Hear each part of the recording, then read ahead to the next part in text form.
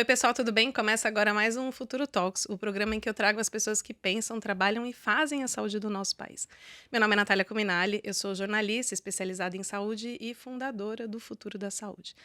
Hoje a gente vai falar aqui sobre transformação digital. A gente vai falar de ChatGPT, de metaverso, de todas as ferramentas que têm o potencial de transformar a saúde. Mas antes de eu apresentar o meu convidado, eu não posso esquecer de falar para vocês assinarem o canal do Futuro da Saúde e ativarem todas as notificações. O Futuro Talks tem o apoio do grupo Fleury e da farmacêutica Roche. Bom, agora eu vou falar um pouco sobre o currículo do meu convidado.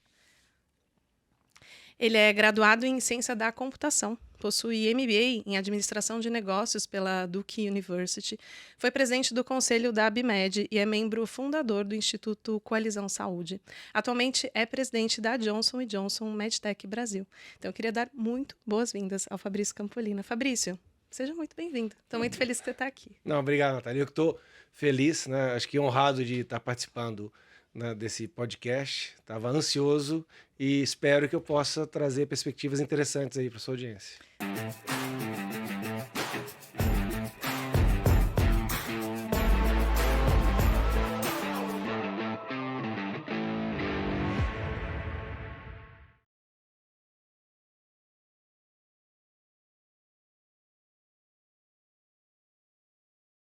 Você vai trazer muitas perspectivas muito interessantes. Fabrício é um grande estudioso, entusiasta da tecnologia, da transformação digital.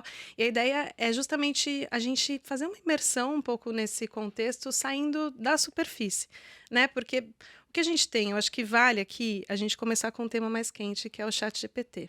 O ChatGPT, quando chegou, e aí já tem mais ou menos um ano que a gente começou a falar sobre isso, virou a pauta de todo mundo. Todos os eventos de inovação falando sobre ChatGPT, todos os eventos de saúde falando sobre ChatGPT. Todo mundo tentando entender qual que vai ser o impacto disso no meu negócio, o impacto disso na saúde, o impacto disso na transformação. Agora é isso. A gente tem um ano de que isso aconteceu. Acho que já deu tempo, não sei, de talvez tentar entender, mas saber qual que é o próximo passo disso. Como que a gente vai aproveitar o potencial do ChatGPT na prática, Fabrício? Bom, na prática, o que a gente viu, né, 10 meses do lançamento dele, são 3 grandes casos de uso. Acho que o primeiro, que avançou principalmente nos Estados Unidos, é o que a gente pode chamar de um autopiloto para consultórios clínicos, né? Uhum. Hoje em dia, normalmente a gente vê que o médico ele foca de 1 a 2 horas por dia com trabalhos burocráticos. E se você consegue automatizar essa questão, né, do trabalho burocrático utilizando essas inteligências artificiais generativas, você gera um ganho de produtividade gigantesco. Então, você já tem clínicas na Califórnia e instituições como, por exemplo, a Mayo Clinic, que elas implementaram já na sua rotina de dia a dia, em que quando o paciente chega para falar com o médico pede autorização para estar gravando aquela consulta, aperta um botãozinho lá e grava toda a consulta, e ao final da consulta, essa inteligência artificial generativa, ela já gera automaticamente já, né, todo o prontuário relacionado àquela consulta, pode fazer os agendamentos também, já gera as receitas, faz tudo automático, né, que o médico demora às vezes 15, 20 minutos por consulta, e o médico pega, só vai lá, revisa e dá um ok, e aí com isso você está conseguindo economizar aí na vida desse médico 2 horas que ele pode estar dedicando a estar com o seu paciente mais no olho no olho. Então, esse é, acho que um dos grandes aplicações, e aí eu estava até falando sobre isso num dos eventos que a gente estava promovendo com alguns cirurgiões bariátricos, e eles falaram assim que algo que ia mudar a vida deles, por exemplo, é se conseguisse ter algo similar para poder responder o WhatsApp deles. Que Acho que esse é o sonho de todo médico, né, Fabrício? ah, né? É, Então, né, eles sim. comentando o tempo que eles acabam investindo todos os dias, né, para poder estar em comunicação com seus pacientes, se eles pudessem ter lá um digital twin, né, um gêmeo digital do médico que pega a forma como que ele conversa para poder estar rapidamente respondendo seus pacientes, e aí depois traz sei lá, um sumário do que aconteceu no dia.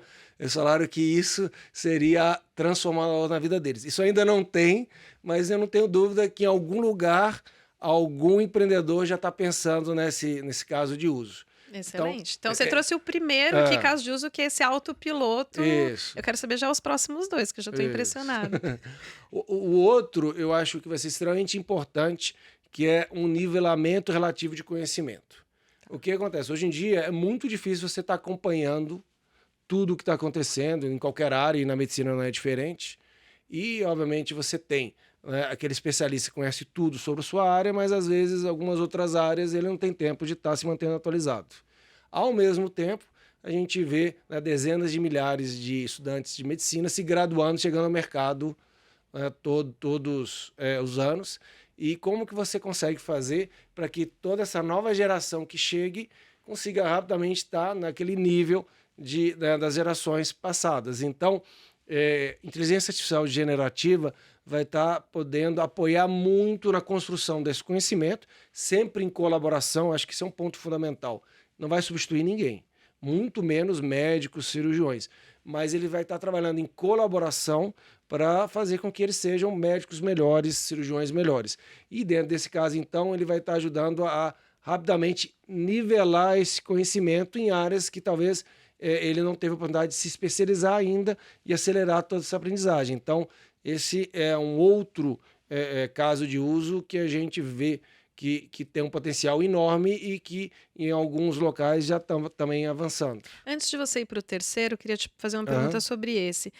Eu vejo muita gente hoje em dia usando o ChatGPT especificamente como se fosse um Google. Então, em vez de você perguntar as coisas para o Google, você pergunta para o ChatGPT e ele vem ali com mais informações de uma forma mais consolidada. Isso. Embora a gente ainda não tenha muita confiança sobre a fonte dos dados. A gente já passou dessa barreira da confiança, não? Não, então, eu acho que você tem que confiar desconfiando. Tá. Por quê? Porque a gente brinca que nós, seres humanos, erramos e a inteligência artificial generativa, ela alucina. Né? Eu não sei se esse é um termo muito conhecido de todos, mas a gente sabe mais ou menos como ela funciona, mas ninguém realmente entende completamente o que está por detrás dessa caixa preta, que é a inteligência artificial generativa, extremamente complexo. E dentro disso, a gente tem que, mais do que tentar prever tudo que vai acontecer, a gente tem que começar a observar o que acontece. Então, se lançou nesses novos modelos de linguagem larga e que os resultados foram impressionantes, porque realmente se não diferenciava se aquilo era um ser humano ou uma máquina as respostas. E aí eles começaram a ver que em determinados momentos as respostas elas eram totalmente desconectadas do que ela tinha sido treinada. Então era como se ela alucinasse e gerasse algo ao qual ela nunca foi exposta ou ela nunca teve esse conhecimento de alguma forma absorvido. Então ela alucina. E às vezes ela alucina de uma maneira bastante convincente. Ao mesmo tempo, tem um outro fenômeno que a gente tem visto que está sendo observado. Saiu um estudo recente, acho que foi da Universidade da Califórnia e de Stanford, em que eles analisaram a precisão das respostas, inclusive na medicina, comparando quando foi lançado o modelo, né, o 3.5, lá em novembro do ano passado, e 6 meses depois. E, surpreendentemente, algumas das respostas eles caíram de acurácia. Então piorou. Piorou. Então, aí o que é a hipótese que eles estão... De novo... Eu acharia que seria o contrário, na verdade, né? Mas não, então. Foi. Então, eles estavam querendo ver se ela não alterava, se ela melhorava, se ela piorava. E, de novo, como ninguém realmente entende, é impossível para nós entendermos o que acontece lá na caixa preta, que esses modelos... A gente tem que fazer estudos clínicos, literalmente, estudos controlados, não clínicos, estudos controlados para ver como que isso evolui. Foi o que eles fizeram. E qual é a hipótese que eles colocaram? Que ao estar interagindo, digamos assim, com uma massa populacional muito grande, ele desaprendeu de alguma forma e é um fenômeno chamado AI drifting, que é como se fosse um deslocamento. E é interessante que você tem uma outra dificuldade que tem nesses modelos, que é gerar dados para ser treinados. Eles precisam de muito dado e aí uma das hipóteses cria que você pode usar a própria inteligência artificial para criar dados sintéticos para eles serem treinados. E o que eles estão percebendo é que também esses dados sintéticos, eles não necessariamente melhoram a qualidade da resposta. Então, uma coisa é você ter um ambiente controlado de treinamento ele acaba se tornando mais poderoso do que quando você deixa ele estar interagindo com a grande população de uma maneira, digamos assim, descoordenada, ou quando você pede para ele gerar dados para ele se autotreinar. Então a gente está conhecendo ainda como é que ele funciona, ele não é perfeito, por isso que eu falo, a gente tem que confiar desconfiando, e por isso tem que ser uma colaboração. Né? Aí, por um lado, né, eu fico mais tranquilo com aquela discussão que estava tendo, né, se a gente está seguindo por uma skyline, à medida que ela ia se melhorando rapidamente até ter consciência, etc. e tal, eu acho que a gente está dando um jeito para ela ficar sob controle. Então, deixa o pessoal interagir bastante. Por enquanto, tá bom. Pelo menos a gente fica tranquilo em relação a esse outro aspecto. Mas, então, voltando à questão, a gente precisa confiar desconfiando, porque ele vai trazer grandes insights, mas você precisa validar esses insights, você precisa ter realmente um experto coordenando. E tem alguns casos bem interessantes relacionados a essa colaboração.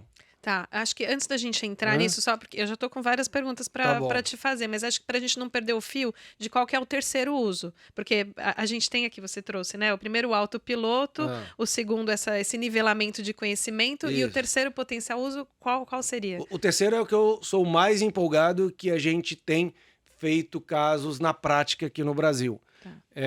Em relação a você poder digitalizar linhas de cuidado.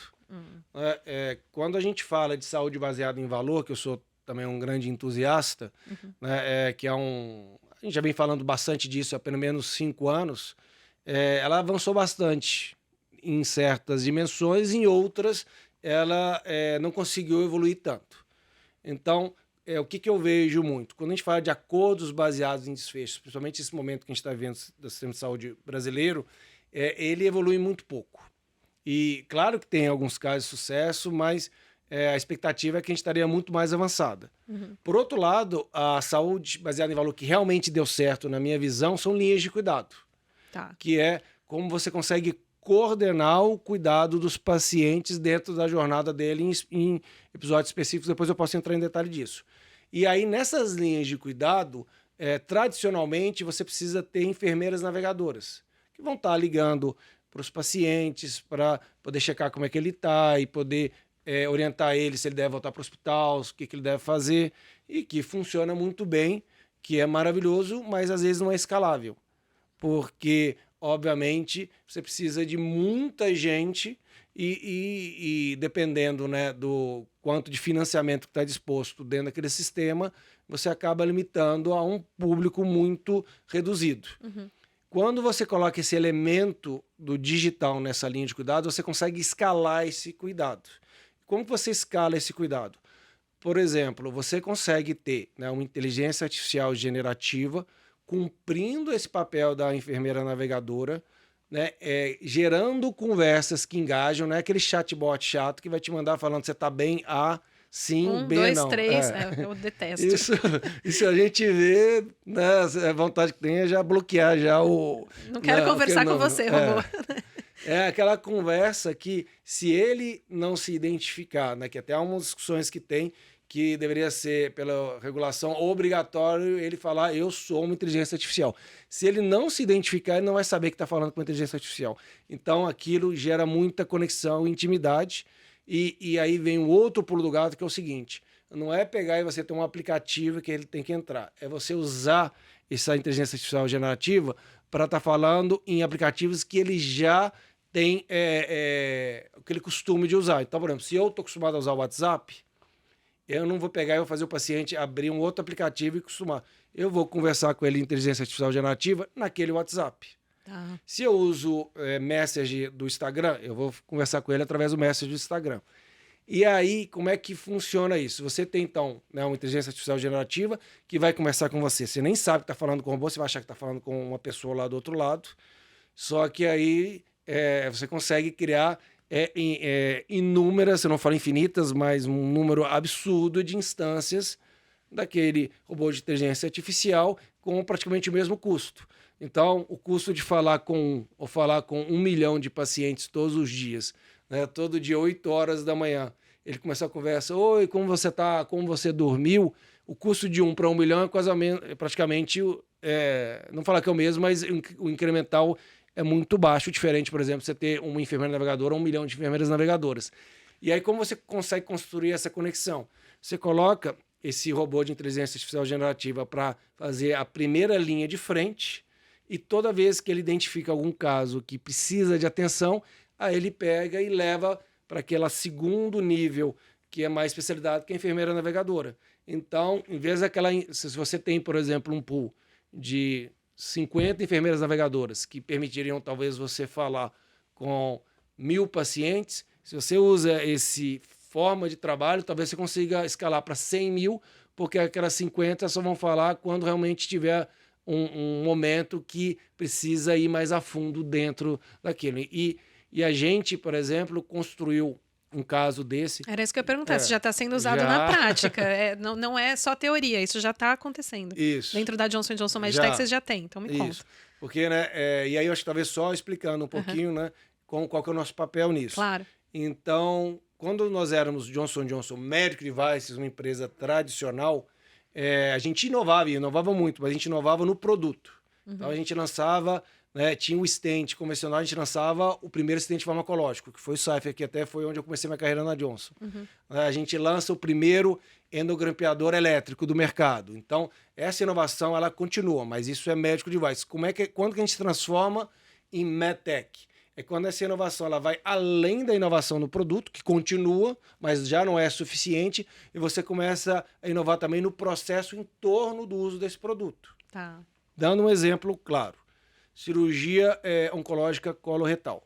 A gente, obviamente, vai estar com os nossos produtos, nossos endogrampeadores, energia que a gente inova o tempo todo à disposição do hospital, da equipe médica, para poder dar o melhor cuidado para os pacientes. Só que, ainda que você tenha os melhores produtos, os melhores processos no hospital, né, a melhor equipe médica, aquele paciente, depois que ele sai e vai para a casa dele, ele que vai ter que estar engajado com o próprio cuidado dele.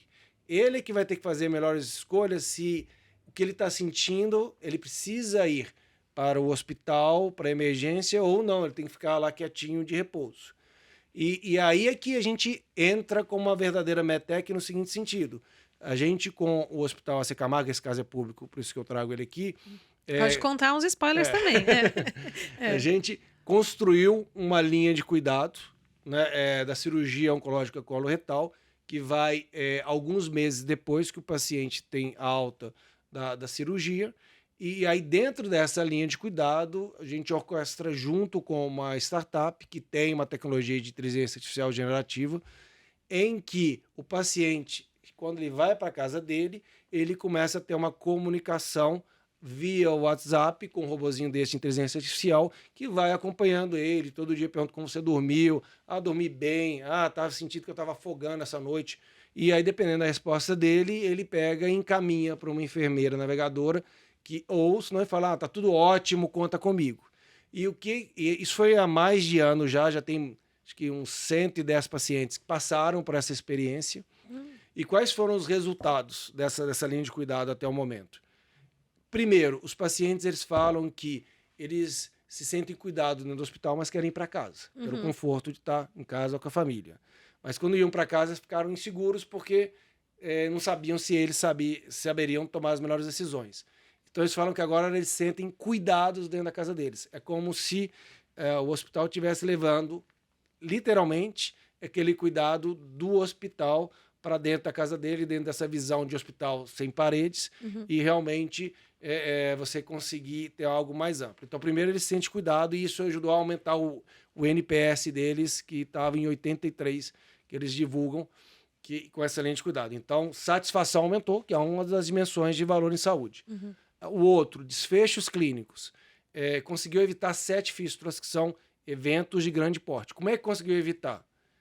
Às vezes, se um paciente começa a sentir alguns sintomas e demora 3, 4, 5 dias para, à medida que esse sintoma vai piorando, para ir para o hospital, quando ele chega na emergência lá, já não dá mais tempo e tem que ir para a cirurgia. Com esse robozinho, todo dia de manhã, entrando em contato com ele, falando, como você está? Você está bem? Esse paciente, a gente conseguiu identificar sinais bem precoces, né, da fístula, e aí falou, não, vai imediatamente para a emergência. E aí, obviamente, a enfermeira navegadora entra em contato, coordena, e aí eles conseguem fazer um tratamento para conseguir colocar, né, aquela condição sob controle e você evitou a fístula, e aí você olhando de maneira geral, você consegue evitar até 40% de eventos adversos evitáveis. E é interessante que tem casos que a gente também implementou nos Estados Unidos e Canadá, que é mais ou menos esse número mágico. Esse tipo, quando você sai só de inovar em produto, começa a inovar, né, através de transformação digital nesse processo fora, né, do hospital, você consegue reduzir evento adverso de 40% a 60%, dependendo da linha de cuidado que você está falando. Então tem melhora de satisfação, Isso, desfecho e custo. exatamente. Ou seja, pega 3, e eu falei equidade também, que você consegue alcançar muito mais pacientes com isso, não só talvez aqueles que tenham, né, planos de saúde ou poder aquisitivo de maiores, né, e eu acho que também até a própria equipe você pega e tira, né, a pressão dela. Então, eu diria que as 5 metas, né, do IHI de saúde baseada em valor, elas se beneficiam de casos como esse. Então, isso já é uma realidade já no AC Camargo, e a gente tem outros projetos que a gente está implementando também, mas a gente ainda não pode divulgar. Mas, assim, é uma área que eu estou absolutamente entusiasta, e, assim, a inteligência artificial já chegou no nosso dia a dia aqui no Brasil, e a gente é bastante feliz de estar sendo parte disso, com grandes parceiros como o AC Camargo. Eu não vou te pressionar para você me contar os outros pilotos, porque eu já entendi que não pode, mas entendo que isso pode se ampliar para outras doenças, outras linhas de cuidado, né? Sem dúvida. E aí é importante você ter claro qual que é a dor que você quer resolver. Então, por exemplo, nesse caso, é engajamento pós-cirúrgico, que é super importante no caso, né, dessa cirurgia de grande porte, ou, por exemplo, cirurgia de joelho, como você garante que aquele paciente está realmente fazendo as fisioterapias que ele precisa fazer e seguindo as recomendações. Outras linhas de cuidado podem estar ligadas à questão de diagnóstico precoce. Então, você pega a endometriose, por exemplo, né, que afeta 5% das mulheres adultas, ou seja, muita gente. Demora, em média, 7 anos para você ter o diagnóstico. Aquela mulher fica sofrendo durante 7 anos, sem entender muito bem qual que é a condição que ela tem. Às vezes ela tem o tratamento que não é o tratamento que realmente vai resolver o problema dela. Às vezes até piora, infelizmente, até chegar num profissional que realmente vai tratar ela. Às vezes ela passa por 1 ou 2 profissionais que acabam fazendo algumas cirurgias ou alguns procedimentos que não ajudam e às vezes podem até piorar essa condição. E aí você pode estar utilizando também inteligência artificial generativa para poder ajudar nesse diagnóstico precoce. Depois você tem uma linha de cuidado garantindo que ela segue o tratamento. Um outro exemplo é relacionado, por exemplo, a arritmias, fibrilação atrial. É uma outra condição também que muitas vezes pode passar no início né, dessa doença, dessa condição, desapercebido, e aí você consegue também, através de inteligência artificial, conseguir ter um diagnóstico mais precoce. Acho que os casos mais clássicos é com o Apple Watch. Sim, os vestíveis, Mas você Ele avisa que tem alguma coisa ali que não está bom, né? Mas pode ir muito além disso. Você pode também, por exemplo, dentro, né, de hospitais, criar processos que todo mundo que passa pelos ambulatórios e pelas emergências, a inteligência artificial está analisando os dados relacionados, né, a eletrocardiogramas e outros exames que estão sendo feitos lá, e às vezes algo que poderia passar desapercebido para olhos que talvez não sejam treinados para aquilo, estejam procurando. Às vezes a gente está procurando uma coisa e passa um elefante do lado e a gente não vê. Tem até essas dinâmicas que acho que todo mundo já deve ter visto, né, empresariais, para mostrar isso, que a gente foca tanto no negócio que você não vê uma oportunidade ou um problema muito maior. Sim. Então, você tem a inteligência artificial, eu acho que ela não padece desse hiperfoco. Acho que ela consegue ver tudo, pelo menos ninguém documentou nada diferente disso. Então, ela vê lá e ela alerta, olha isso aqui que você não está olhando, e aí você melhora esse diagnóstico. Então, pode ser tanto através de vestíveis como Apple Watch, que já tem demonstrado bastante eficácia nisso, quanto também dentro de próprios processos de ambulatório de emergência dos hospitais. A gente está trabalhando em diversas frentes disso, e às vezes o que a gente reflete é o seguinte: a gente já inovou em algumas áreas, tanto em dispositivos, os resultados já são tão bons no ato cirúrgico, que é onde realmente pode se criar muito valor depois. E aí você só consegue fazer isso se você olha de uma perspectiva de linha de cuidado e se você usa a transformação digital para dar escala. Interessante. Acho que a gente vai entrar nisso, mas antes da gente entrar nisso, acho que vale um esclarecimento geral, assim, né? No começo eu te perguntei sobre ChatGPT e aí você traz a inteligência artificial generativa. ChatGPT é a Isso, marca, mas isso. inteligência artificial generativa é o que todo mundo está fazendo, cada um na sua forma ali, É. desenvolvendo. A pergunta é, em qual momento vai ser importante você, talvez, ter uma própria, você trabalhar com parceiros? Você trouxe, por exemplo, nesse É. case do AC Camargo, vocês trabalham com uma startup que Isso. faz. Como que vai ser esse futuro, assim? Tá. Você acha que vale a pena esclarecer primeiro a diferença de o que é inteligência artificial Sim, generativa? com certeza. Então, o que é a programação tradicional? Né? E aí eu vou usar a minha formação lá atrás Ciência em da ciência da computação. computação. Programação tradicional, você dá uma receita de bolo passo a passo. Tá. Né? Então, por exemplo, para fazer um bolo, você vai falar, quebra o ovo, joga farinha, mistura e coloca no forno lá. Você dá esse passo a passo. A inteligência artificial, você vai dar o passo a passo para identificar padrão. Então você fala, ó, faz isso para você identificar padrões. E aí, em vez de você dar esse passo a passo para fazer o bolo, você vai mostrar para ele milhares de vídeos de pessoas fazendo um bolo e milhares de vídeos da pessoa não fazendo um bolo. E aí ele, de alguma maneira, vai fazer uma mágica e vai, quando você mostrar um vídeo, falar, tá fazendo um bolo, não tá fazendo um bolo. Tá. Mas não é um passo a passo. Por que isso é importante? Por exemplo, se você pega e dá o passo a passo para identificar o que é uma foto de um cachorro. Procura 4 patas, né, um rabo, 2 orelhas, etc e tal. Se você mostra uma foto de um cachorro que só tem 3 patas, ele vai falar isso não é um cachorro, no passo a passo tradicional. Se você já vai na inteligência artificial, ele vai falar é um cachorro, porque ele vai reconhecer padrão, que é como a nossa mente funciona. Né? A gente é uma máquina maravilhosa de identificar padrões. É assim que a gente aprende. Então, a inteligência artificial teve essa sacada, e quando você faz isso, por exemplo, reconhecimento de imagem na programação tradicional, que você só descreve, tinha uma acurácia de 70%. Quando você vai para essa abordagem de identificar padrão e treina, você pega e consegue levar isso de 70 para 95, que provavelmente um ser humano normal consegue identificar padrão. E aí coisas mais complexas como conversa, como imagem, você pega e consegue ter algo que realmente chega próximo do que a gente faz. E aí tá, então o que é a tal da generativa? Uhum.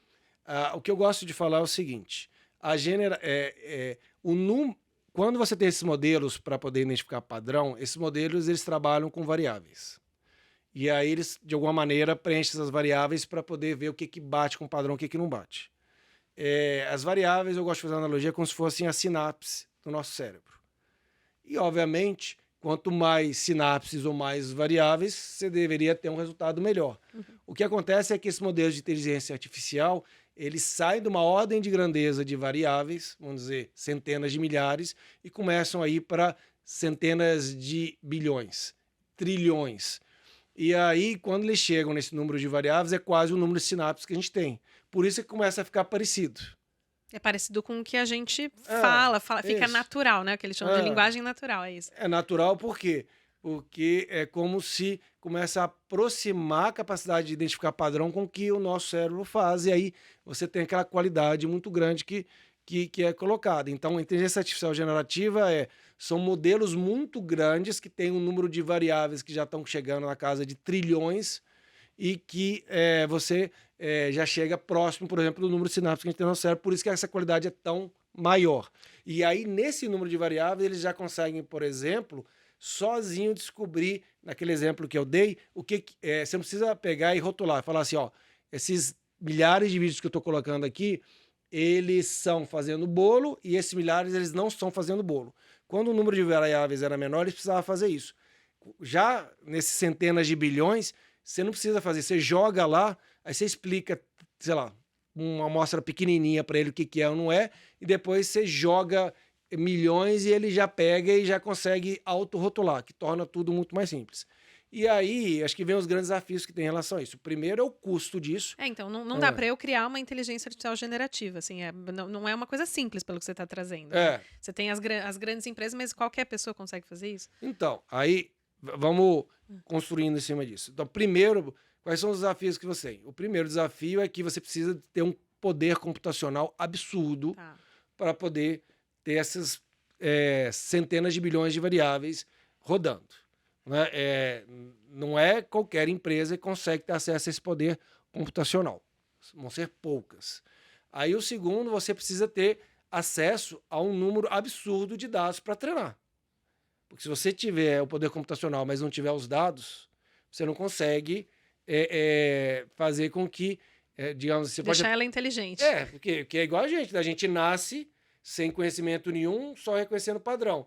E aí, à medida que a gente vai crescendo, a gente vê outras pessoas conversando, a gente aprende a conversar, né? Seja na língua que for, é mais ou menos o mesmo processo. Precisa ter as informações. Se você pegar um ser humano, nasce, tranca ele dentro de uma caverna e por algum motivo ele consegue sobreviver nessa caverna e tira ele 20 anos depois, ele não vai saber falar, não vai, então precisa ter os dados.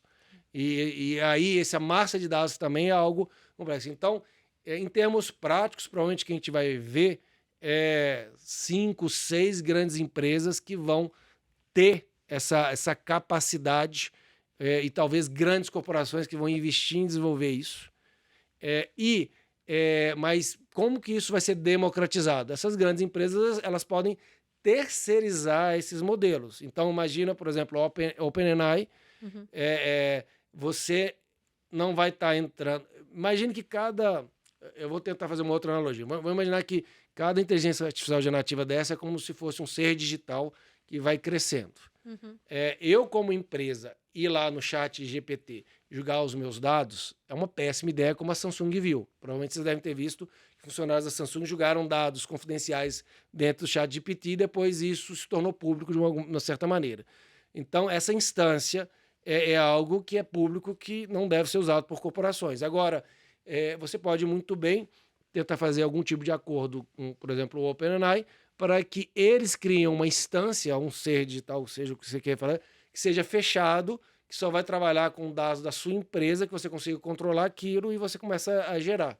Então, respondendo a sua pergunta depois de dar todas essas voltas, provavelmente você não vai ter as empresas criando seus próprios modelos, né, de linguagem larga, porque isso é muito custoso, é muito complexo, mas o caminho vai ser eles pegarem e, como se fosse, licenciar dessas grandes empresas que vão se estabelecer e criar modelos fechados que só funcionam dentro da empresa e aí para suas aplicações. Então, por exemplo, empresas, né, farmacêuticas ou de medtech podem utilizar para poder acelerar a pesquisa e desenvolvimento. Mas aí vai ser uma instância que vai ser criada dentro e fechada dentro da organização, que só os empregados daquela empresa vão poder estar colaborando e tendo acesso. Esse provavelmente vai ser como vai evoluir essa tecnologia dentro do mundo corporativo, incluindo dentro dos hospitais e operadoras de saúde. Interessante. Acho que se deixar, eu vou fazer o programa só sobre inteligência artificial generativa, Fabrício, não pode. Mas acho que uma outra pergunta, antes da gente avançar para o próximo tópico, é essa questão de ensinar a inteligência artificial generativa, né? Que você trouxe bem ali no comecinho como um segundo modelo. E aí, nisso que você está trazendo, né? Nesse formato de repente, ter licenças e das empresas criarem. Aí o céu é o limite, né? Porque você pode ensinar as coisas e você vai ter certeza que aquela informação ela está fechada dentro de um universo e aquela informação, em tese, é segura. Ela não vai ter muita gente imputando dados que podem tirar, de fato, a veracidade ou a clareza daquilo, né? Isso pode virar uma grande vantagem competitiva para cada uma das empresas. Eu acho que provavelmente a gente vai ver isso evoluindo nesse sentido, nessa direção. E, né, as empresas da área da saúde, as organizações, provavelmente vão ter que incorporar isso dentro da estratégia de cada uma delas. Como vão criar nessas instâncias de inteligência artificial generativa dentro das suas próprias empresas para poder estar maximizando a potencialidade dela. Excelente. Agora vamos falar de metaverso? Vamos. Eu acho que antes do chat GPT, inteligência artificial generativa, a bola da vez era o metaverso. Todo mundo falava disso também e tinha uma grande expectativa de o potencial disso para a saúde. Isso. E aí ele foi um pouco ofuscado, talvez, pelo brilho da IA. Mas eu entendo que ele ainda tem um uso e tem um potencial enorme. Eu Aham, queria te ouvir sobre isso, assim, claro. onde que você vê o lugar do metaverso hoje e potencial no contexto da saúde, claro. Sendo, eu acho que toda nova tecnologia, quando, né, ela tem uma fase inicial em que você tem muitos holofotes em cima dela, é natural que você tenha um segundo momento em que esses holofotes eles vão sendo apagados e ela continua. Algumas das tecnologias elas desaparecem e outras elas passam daquele vale do ocaso, que isso é super comum, né, em tecnologia, e aí vão para realmente se incorporar no dia a dia. Na minha visão, o metaverso ele vai passar esse vale e vai se incorporar no dia a dia e vai voltar com muita força ainda à medida que as tecnologias estão evoluindo. O que eu acredito é que os dispositivos de entrada no metaverso eles ainda são muito embrionários. E seria como se, por exemplo, a gente tivesse ainda no mundo do telefone celular daqueles PT500 Uhum. e que daqui a 20 anos a gente vai estar com os smartphones e as aplicações vão ser infinitamente maiores do que elas têm hoje. Mas, e aí, pensando um pouquinho, né, o que é o metaverso hoje? Uhum. Eu vejo aplicação em educação continuada como algo que está se consolidando muito forte, talvez sem todos os holofotes que tinha no passado, mas estão avançando fortemente e ajudando a democratizar também. Né? Eu vou dar um exemplo. Você pega e pode criar. E aí você tem dois grandes componentes aqui. Né? O primeiro, o dispositivo de entrada, que, por exemplo, o que é mais conhecido no mercado é o da Meta, o Oculus 2.0, que já tem uma qualidade muito boa, óbvio que vai melhorar ainda infinitamente, mas já é muito boa, já cria essa sensação de ilusão, que eu acho que para mim isso é o metaverso, mas você precisa ter um ambiente dentro para você estar interagindo.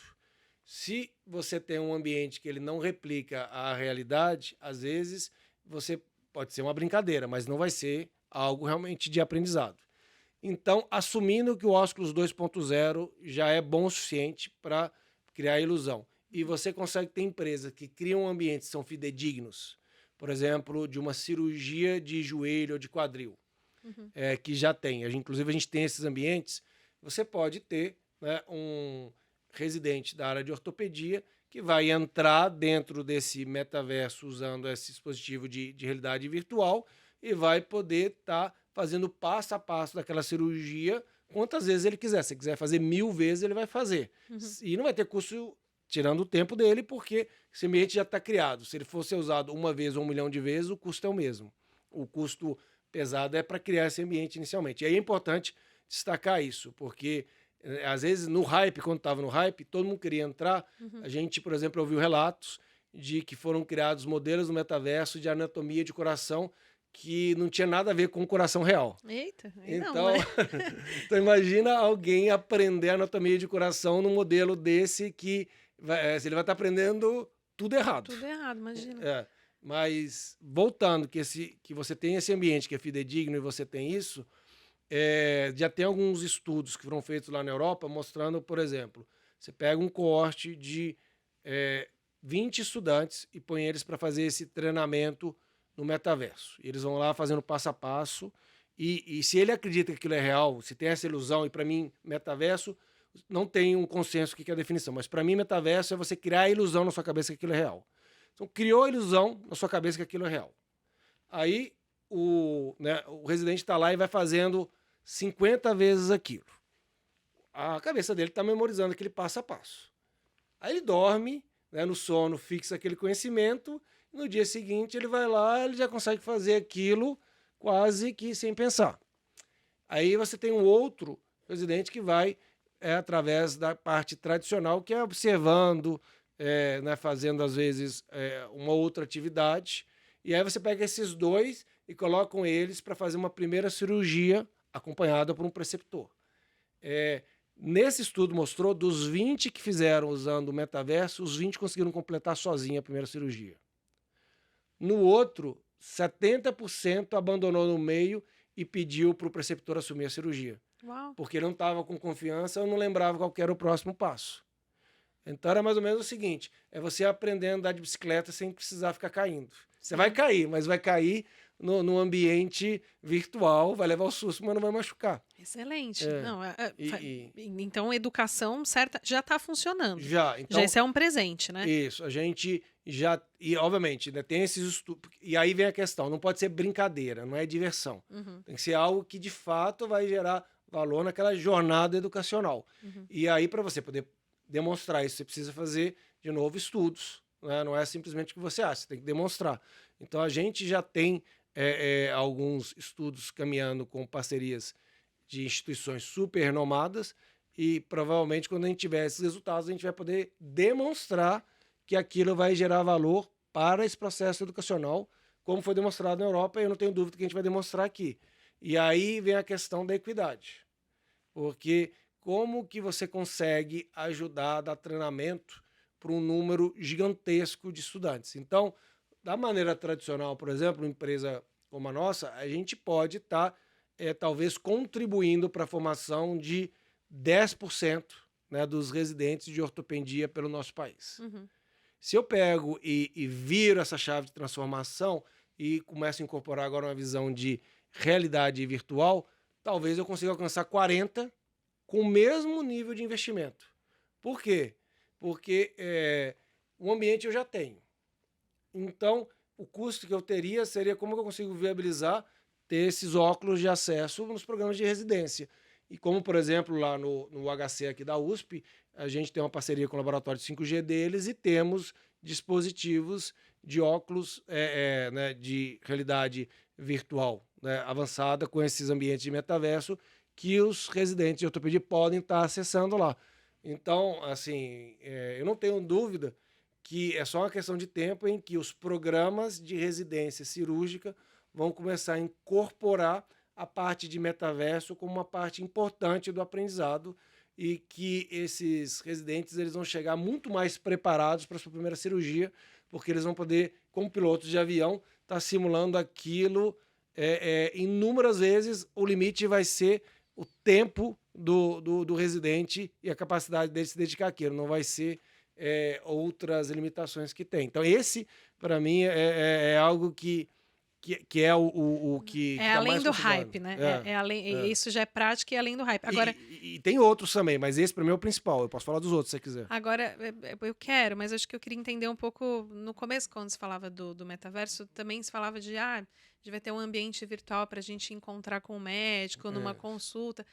Isso vai fazer diferença? Assim, você acha que esse também é uma saída? Porque o treinamento, para mim, fica muito, muito claro o potencial disso na prática, né? Embora a gente ainda vai fazer os estudos aqui, fica, por todos os exemplos que você está trazendo, faz sentido. Se você pode treinar, você se sente mais confiante, você vai ter melhores resultados. Agora, ter um ambiente virtual para conversar com o médico, não sei, ainda me parece pouco tangível assim para a prática, sabe? Por que isso vai ser melhor do que a telemedicina? Esse é um excelente ponto. Por quê?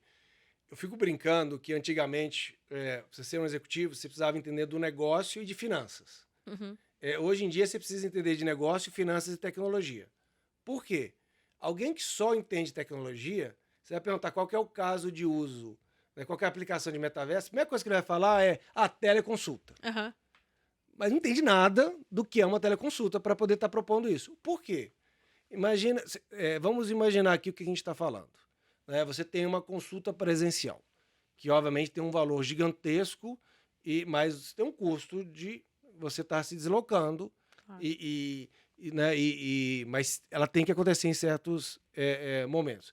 Aí você vai para a telemedicina, que também tem um valor muito grande, mas o médico está conversando com o paciente através de um Zoom, ele está vendo, né, o rosto do paciente, as expressões, né, a comunicação não verbal, ela continua preservada.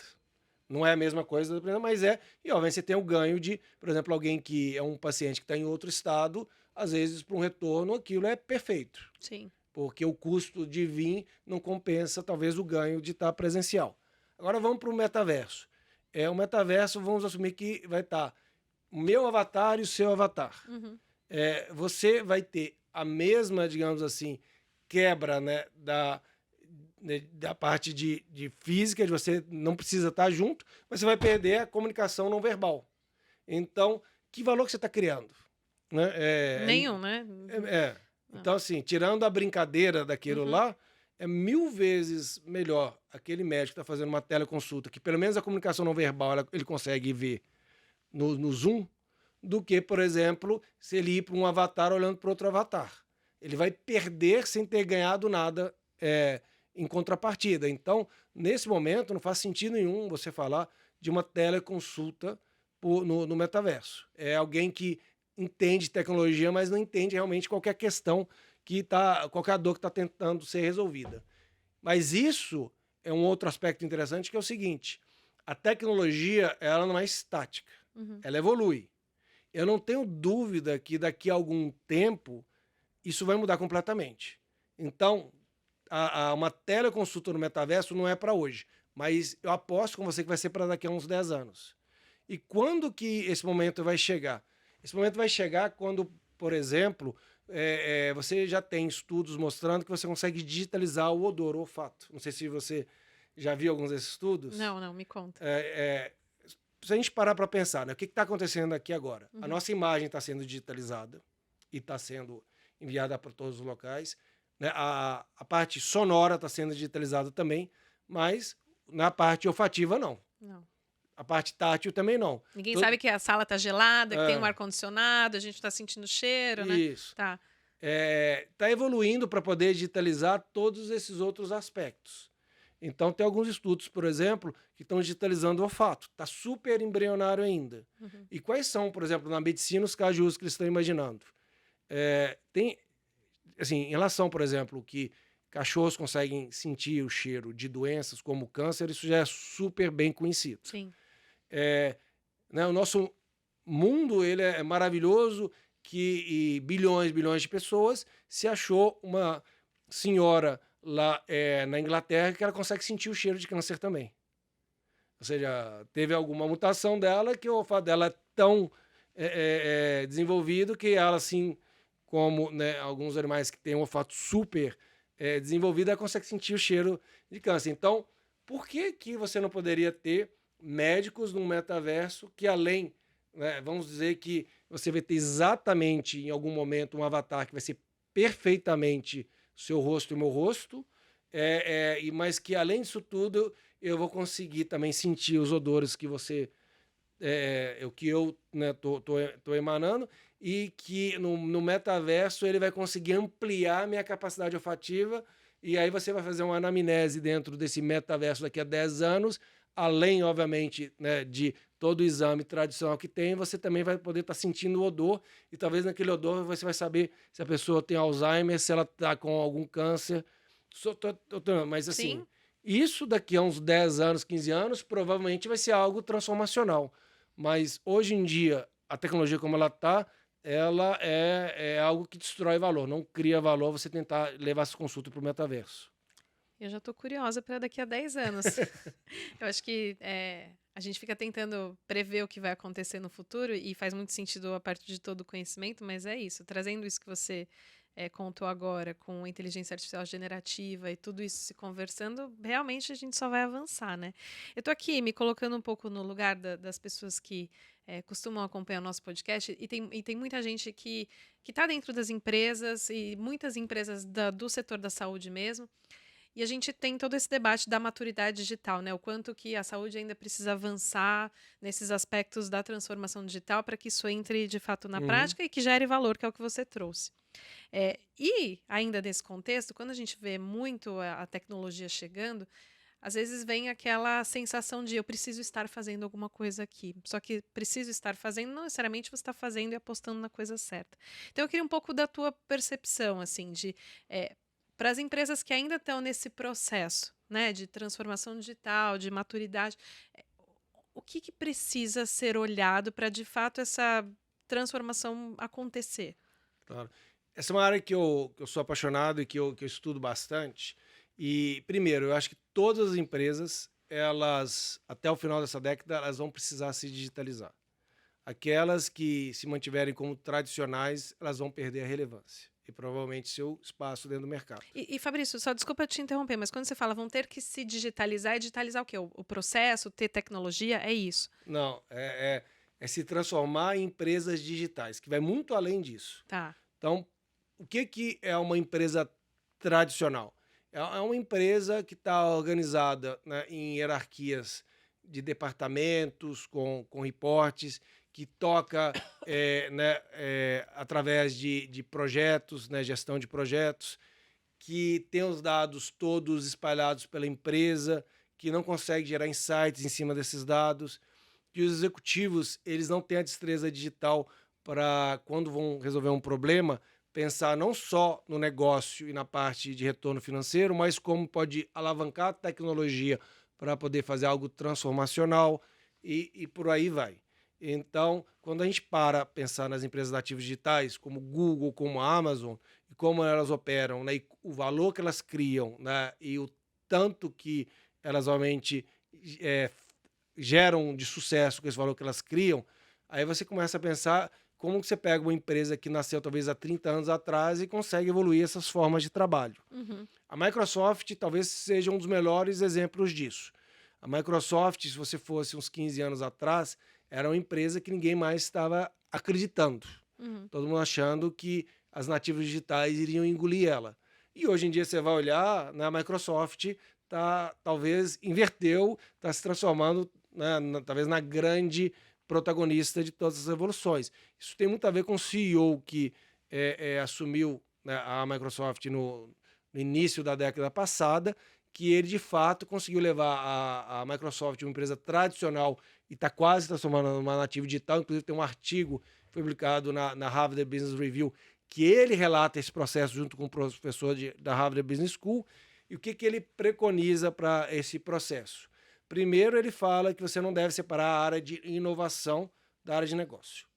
Porque, às vezes, antigamente, você achava que tinha que separar para o negócio não atrapalhar a inovação, né? Senão o dia a dia sempre prevalece. Só que o que acontece? Se você separa as duas, a inovação vai crescendo sem entender o negócio. E aí o que ela vai gerar não necessariamente resolve os problemas, as dores. E a área de negócio não entende como uma tecnologia para ajudar eles a resolver o problema.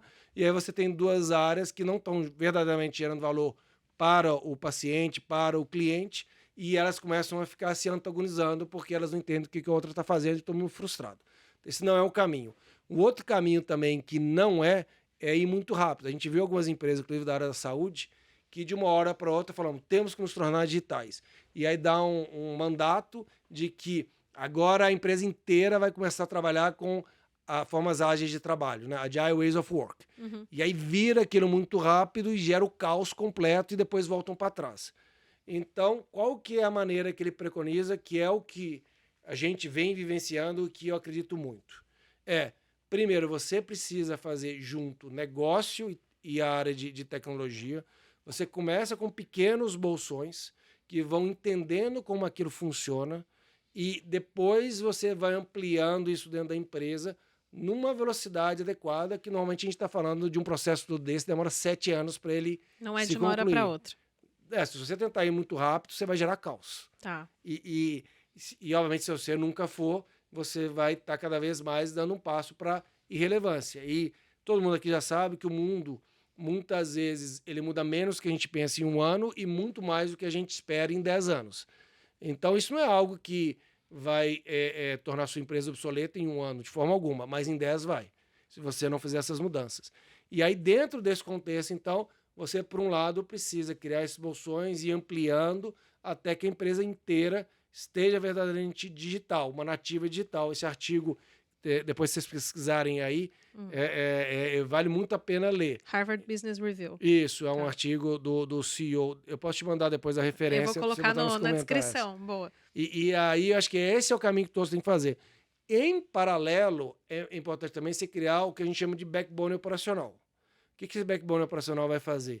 É você ter toda uma área de ciência de dados muito sólida que vai estar integrando esses dados que estão espalhados pela empresa inteira. Né? Cada departamento tem os seus dados. Você consegue integrar eles em data lakes, fazer toda a limpeza desses dados para eles terem qualidade. Você vai ter que criar toda uma governança em cima desses dados para você garantir que eles estão sendo tratados da maneira adequada. E aí você começa a gerar insights que mudam a decisão em tempo real em todos os departamentos da companhia.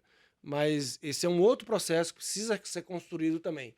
E aí eu começo a misturar um pouquinho uma outra metodologia que eu fiz um curso no MIT sobre como criar organizações digitais, que é maravilhoso, né? Você pega e faz esses dois processos que eu estou mencionando, e aí você vem o terceiro processo, que é como você conecta isso com um ecossistema mais amplo. Uma empresa verdadeiramente digital, ela não pode estar em si mesmada, ela precisa estar conectada nesse ecossistema e orquestrando esse ecossistema.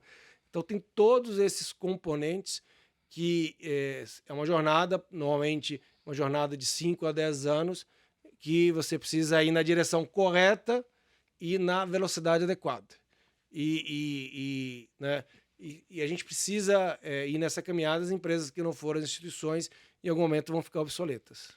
E tem várias que já estão bem avançadas no Brasil, aqui na área de saúde, dentro dessa jornada. E a gente está bem feliz da gente conseguir ir nessa direção. Só dando um exemplo, hoje em dia já 25% da nossa área comercial trabalha em Agile Ways of Work. Tá. E a gente usa lá a metodologia SAFe 4.0, que é a mesma, por exemplo, que a Rede Globo utiliza, e dentro da transformação digital que a Rede Globo fez de tradicional para se tornar mais digital. E eu mesmo me certifiquei em SAFe 4.0, porque eu queria entender que era aquilo. Uhum. Né, e a gente realmente está bem empolgado com os processos, e é interessante também que aí dentro da ansiedade que você falou. Uhum. Né? De o que eu faço, por onde que eu começo, né? É interessante quando você começa aí nesse processo, eu observando antes da gente ter começado essa jornada, todo mundo ficava muito ansioso e preocupado. Uhum. À medida que a gente começou a ir nessa jornada, mesmo quem não embarcou nela ainda está mais tranquilo assim, e se sente engajado dentro da empresa, porque sabe, olha, a minha empresa sabe o que está fazendo, está indo na direção correta e no momento que precisavam me trazer junto. Então é bem bacana ver também que esse processo ajuda a gerenciar essa ansiedade dentro de tudo que está acontecendo. Muito bom. Eu estou aqui organizando as perguntas com o tempo que a gente ainda tem de entrevista. Eu acho que tem um tópico que a gente ainda não entrou, que eu queria um pouco ouvir de você, e aí a gente já vai caminhando depois para outras questões, para conclusão, que é o negócio. Uhum. A saúde, como você sabe, como todo mundo que acompanha a saúde, viu que esse ano não foi um ano muito bom, né? Em vários aspectos, em termos de crise, plano de saúde, sinistralidade, fraude, e um grande debate do que vai acontecer em 2024, tudo dentro dessa crise de sustentabilidade do setor, de falta de orçamento, falta de eficiência, enfim. Como que isso impactou a Johnson & Johnson Medtech e como que vocês estão vendo isso em 2024, né? Porque a gente já está aqui no final, né? Quase no final ali de 23, mas eu queria um pouco de expectativa para 24. Bom, eu acho que a gente vive talvez um dos momentos mais desafiadores da saúde suplementar no nosso país, né? E sistema de saúde de uma maneira mais ampla. Uhum. Por um lado, né, a gente tem todas aquelas questões estruturais, envelhecimento da população, aumento da prevalência das doenças crônicas, entre outros, que geram por si só né, uma demanda muito grande por serviços de saúde, tanto na área privada como pública. Por outro lado, a gente tem na perspectiva econômica, né, juros que saltaram, né, de 3,75 para 13,75 em questões de meses, e muitas empresas que haviam, né, se endividado naquele nível de juros que faria todo sentido naquele patamar de juros, de repente se vir numa outra realidade com custos e despesas financeiras muito altas, que obviamente botavam pressões nelas e acabavam levando para todo o sistema de saúde, e todo o tema de ineficiência, que a gente já sabe, né, de 20% a 30% de tudo que é gasto na saúde, infelizmente continua como desperdício. A gente vai lá e faz todo um esforço para melhorar, né, em algumas áreas e se consegue ter um sucesso nisso, e de repente você olha, surge algo que era pequeno e que se torna muito grande, como foi, por exemplo, o caso das fraudes de reembolso, que, né, acho que devem ter aumentado, né, numa ordem de grandeza talvez de 10 vezes nesses últimos anos, alcançando um impacto de bilhões de reais para o nosso sistema de saúde. Então, assim, é um momento muito desafiador, tempos turbulentos, acho que não só na saúde, mas em vários e vários setores. E aí eu acho que dentro disso, a pergunta que se fica é como que a gente consegue prosperar em tempos turbulentos. Exatamente. E aí sempre me vem aquela imagem do Ayrton Senna pilotando o carro dele na chuva e a frase dele que em tempos de sol dificilmente você consegue ultrapassar 5, 6 carros, em tempos de chuva você consegue ultrapassar 11, 12 em condições mais adversas se você tiver um bom piloto e um bom carro. Então, dentro desse contexto, eu trago muito estudos que a McKinsey trouxe sobre o que é importante para você poder prosperar em tempos turbulentos e talvez as questões principais que surgem primeiro, é a obsessão com produtividade.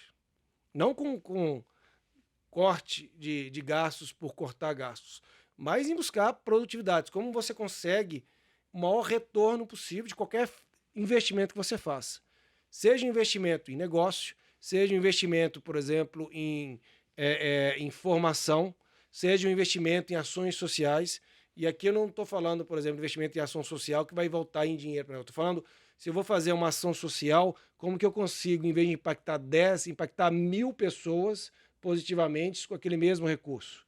Se eu vou fazer uma capacidade de educação com X recursos, como em vez de impactar 100, eu consigo impactar 1.000 com o mesmo recurso? Ou seja, é a obsessão com produtividade em todos os aspectos da empresa, naquele problema que está tentando resolver. Esse é um ponto importante. O outro ponto fundamental é o seguinte: como que você consegue ter uma liderança ambidestra? No sentido de que você sim tem que estar focado em ter ganhos de produtividade, buscar eficiências, porque esses tempos turbulentos não tem como você fugir disso, mas ao mesmo tempo você tem que ter a coragem de fazer grandes apostas em áreas de crescimento que vão ser o seu futuro. E muitas vezes, em momentos turbulentos como esse, a gente acaba focando muito nesse primeiro aspecto e acaba negligenciando o segundo. E acho que é exatamente isso que a gente... E, obviamente, o terceiro é como você consegue criar um ambiente de segurança psicológica, de liderança servidora, para os funcionários terem tranquilidades que pode estar chovendo lá fora, mas aqui tem um porto seguro. Então, muito dentro, né, dessa visão é como a gente tem buscado navegar esse ano e o ano que vem. Então, a gente tem feito diversos esforços com todo o comprometimento da nossa organização para aumentar a produtividade, porque assim como todas as organizações da saúde, isso também é um tema importante para a gente. A gente tem garantido que a gente mantém investimentos nas áreas que a gente acredita que são de alto crescimento. E esses investimentos a gente tem colhido já né, o retorno desse sucesso, e a gente tem priorizado muito criar esse ambiente, segurança psicológica, de diversidade, equidade e inclusão. Né? Acho que uma reflexão que eu fiz ouvindo, né, eu tenho me envolvido muito nesse aspecto, é o seguinte: ninguém precisaria ter o dilema entre ser aceito e se aceitar. Você não tem que comprometer, deixar de aceitar quem você é para poder pertencer a algo. Claro. E muitas vezes isso é uma realidade gigantesca dentro, né, da maioria das organizações e da nossa sociedade que a gente tem. Então, eu acho que focando nesses pilares que eu descrevi, criar um ambiente seguro, inclusive, que as pessoas se sintam felizes, que podem dar o seu melhor, independente da turbulência lá fora. Fazer grandes apostas onde a gente acha que são um crescimento e ter essa busca por produtividade obsessiva e sempre foco no cliente, a gente acha que tem conseguido navegar dentro desses tempos turbulentos e eu acho que está mais ou menos nos vendo como um pouquinho como Ayrton Senna em tempos de chuva, que consegue acelerar apesar de todas as questões. Mas é um momento muito desafiador e eu acho que é fundamental a gente continuar colaborando e, o principal, criando valor para o paciente, para o cliente e colaborando com a sustentabilidade do setor. Perfeito, Fabrício. Eu queria te perguntar ainda, além disso, de aposta. Então, assim, o Uhum, que que vocês estão apostando para 24, assim? Entendo que você falou um pouco sobre o metaverso como um lugar ali de educação e ampliar isso uhum. para outras instituições. De repente, as linhas de cuidado com outras coisas que você ainda não pode divulgar, mas tá aí esse olhar. Parceria estratégica, por exemplo, com outras companhias, também tá no olhar da Johnson Johnson Medtech? Não, com certeza. Eu acho que a gente fez um ciclo de planejamento estratégico que ele começou esse ano e ele se conclui em 2025. E eu acho que é, as grandes apostas, né, nossas estão muito em relação a esse ciclo estratégico e é acelerar. Né? E eu acho que você acabou tirando a minha resposta que você acertou na linha. Então, grandes apostas nossas para o ano que vem. Linhas de cuidado.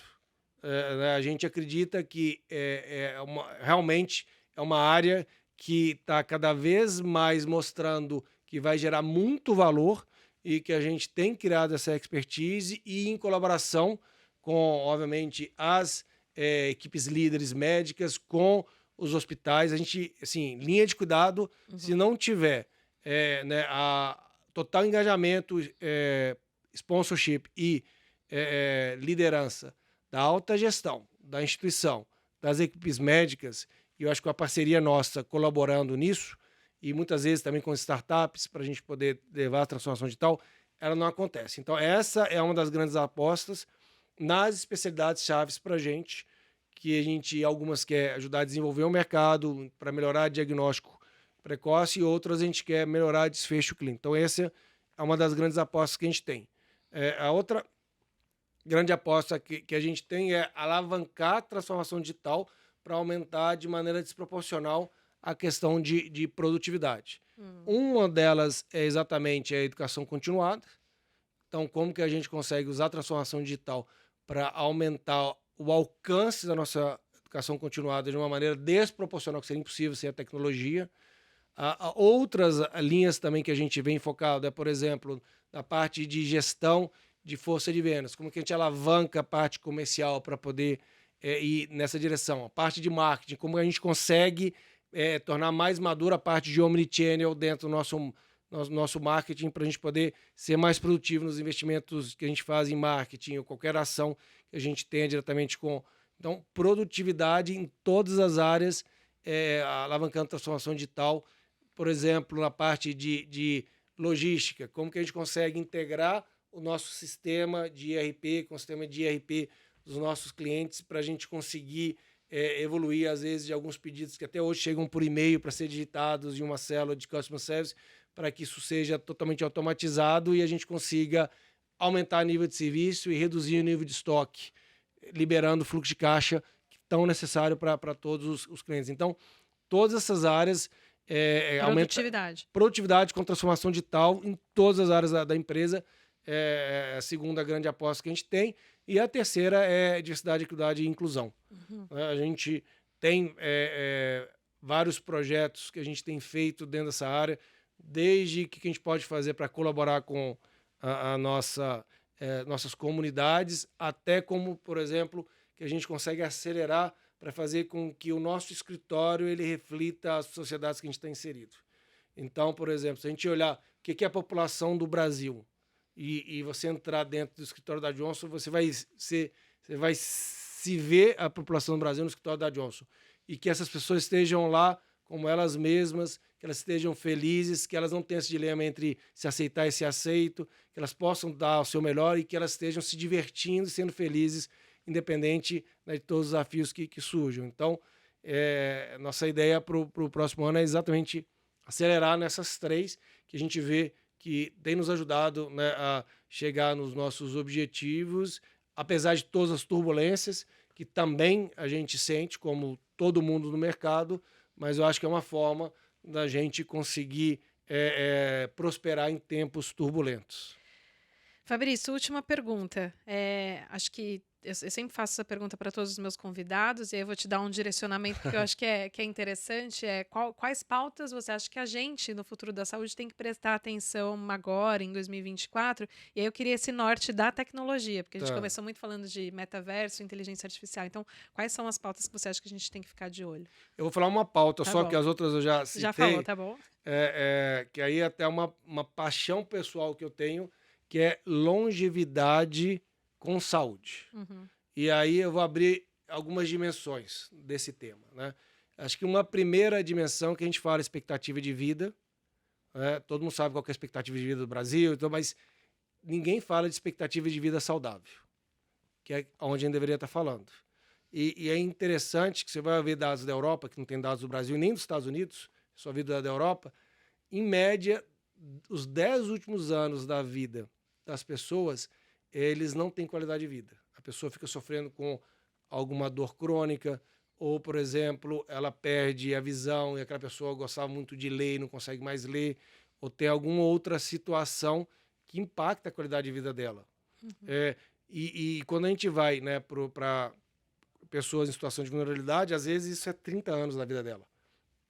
Dados lá da Europa apontam isso. Pessoas em situação de vulnerabilidade às vezes vivem 30 anos sem qualidade de vida, sei lá, dos 40 aos 70, por exemplo, e quem tem mais condições, os últimos 10 anos. Então, esse é um tema que é extremamente, eu acho que relevante. A gente precisa começar a falar de expectativa de vida saudável e, obviamente, tudo que está ligado a promover essa expectativa de vida saudável.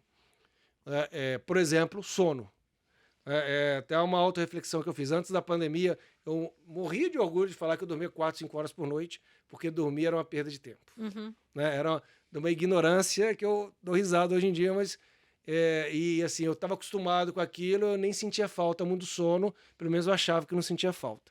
E aí veio, naquele momento, acho que eu acostumei a dormir, né, 6, 7 horas e vi a diferença que fazia, aí comecei a ver o impacto que tem no corpo você não ter uma boa noite de sono, principalmente no longo prazo e na saúde. Uhum. Então, por exemplo, se eu estou trazendo essa questão, a importância do sono para você ter uma expectativa de vida saudável de longo prazo. Sono, dieta, tudo que a tudo. gente faz, né, Fabrício?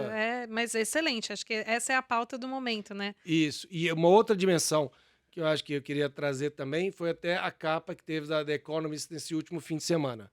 E eles estavam falando sobre como tem avançado a tecnologia anti-envelhecimento que vai proporcionar que as pessoas talvez cheguem daqui a algum tempo, né, 120 anos com a saúde de 40, de 50.